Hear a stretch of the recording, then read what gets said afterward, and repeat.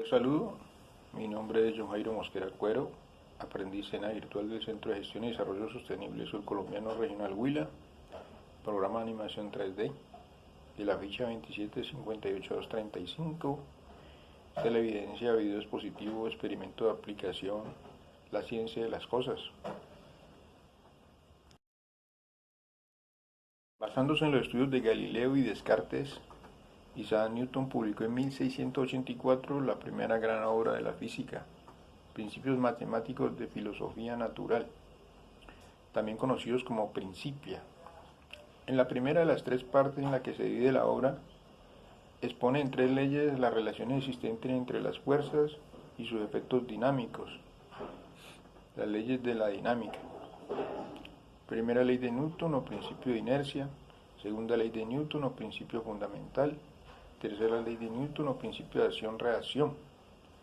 A lo largo de este apartado vamos a estudiar la primera de las tres leyes, la primera ley de Newton o principio de inercia. Pero antes de continuar, vamos a dar un paseo por la historia de vida de este físico. Isaac Newton nació en el 4 de enero de 1643 en la ciudad de Londres, Inglaterra. Fue enviado a estudiar al colegio a la edad de 12 años. Dedicó más tiempo al estudio de la Biblia que al de la ciencia. Newton fue respetado durante toda su vida como ningún otro científico, y prueba de ello fueron los diversos cargos con que se le honró.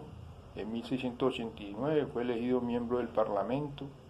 En 1696 se le encargó la custodia de la Casa de la Moneda.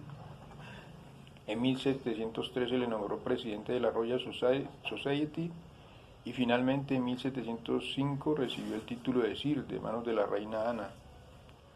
Padeció durante su vejez diversos problemas renales, incluyendo atroces cólicos nefríticos, sufriendo uno de los cuales murió tras muchas horas de delirio, la noche del 31 de marzo de 1727. Sus restos fueron ubicados en la abadía de Westminster de Inglaterra.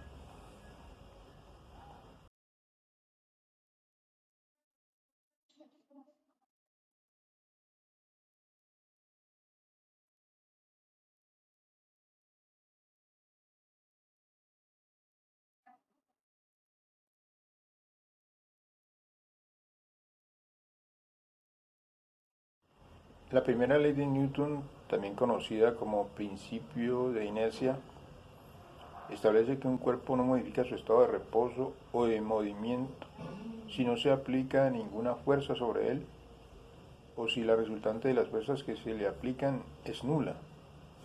Es decir, la sumatoria de fuerzas igual a cero o la delta de velocidad sobre delta de tiempo igual a cero, que se mantendrá en reposo si estaba en reposo un vehículo estacionado para este ejemplo, y en movimiento rectilíneo uniforme si se encontraba en movimiento, como esta pelota que se mueve de una forma continua.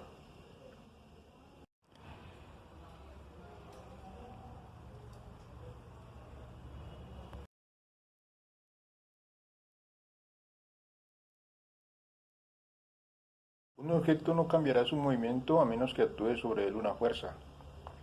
Empujar un objeto pesado. Al empujar un objeto pesado en reposo, se siente la necesidad de vencer la inercia con la fuerza de quienes se empujan.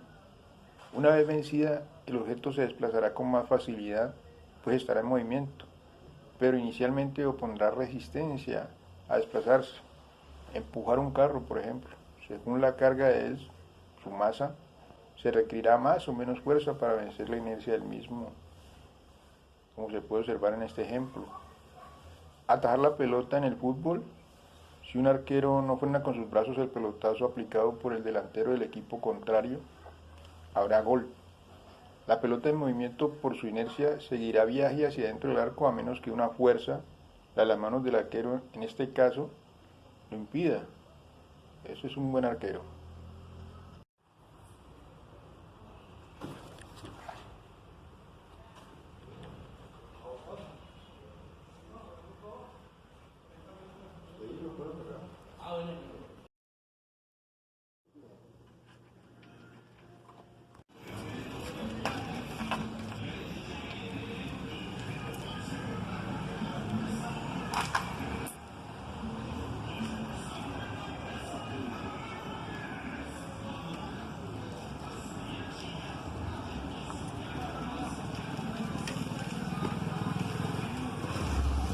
guardada hace 5 años en un desván sale de su estado de reposo cuando un niño se decide usarla, como en este caso. Podemos avanzar con nuestra bicicleta unos cuantos metros tras haber pedaleado y dejar de hacerlo, como en este caso. La inercia nos hace avanzar hasta que la fricción o el rozamiento la supera. Entonces la bicicleta se detiene, como podemos observar. Esto sucede porque los cuerpos tienden a mantener su estado de reposo o de movimiento a menos que sufran la acción de una fuerza. A este fenómeno la física lo conoce como inercia.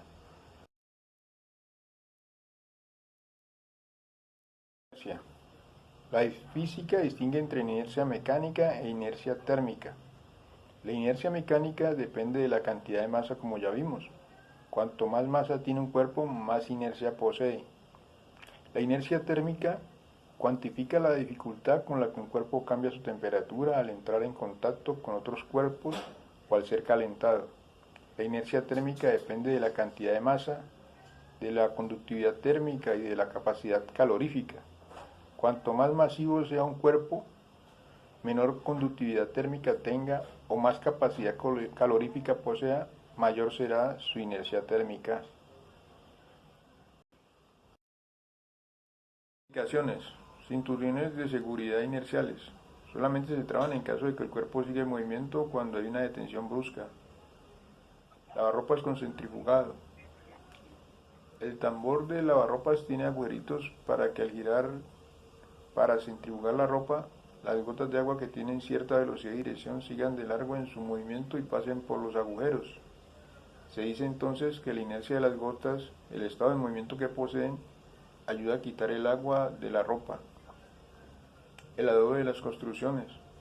El adobe es un material usual de construcción, sobre todo en las viviendas más precarias, porque presenta una gran inercia térmica. Se resiste al calentamiento, manteniendo el interior de la vivienda más fresca.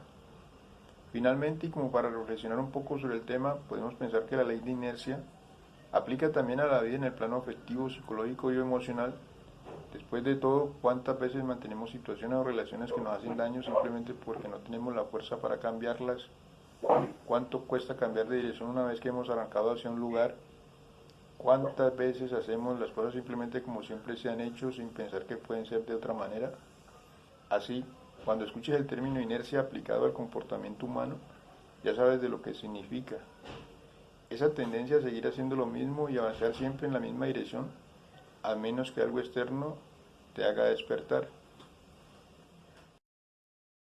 Aquí se deduce que un objeto en reposo permanece en reposo, o si está en movimiento, permanece en movimiento a una velocidad constante, a menos que una fuerza externa neta actúe sobre él. Todos los cuerpos se oponen a cambiar su estado de reposo o movimiento, y esta oposición recibe el nombre de inercia. La masa de un cuerpo, entendida como su cantidad de materia, es una medida cuantitativa de la inercia de un cuerpo. Un cuerpo se encuentra en equilibrio cuando la resultante de las fuerzas que actúan sobre él sea nula.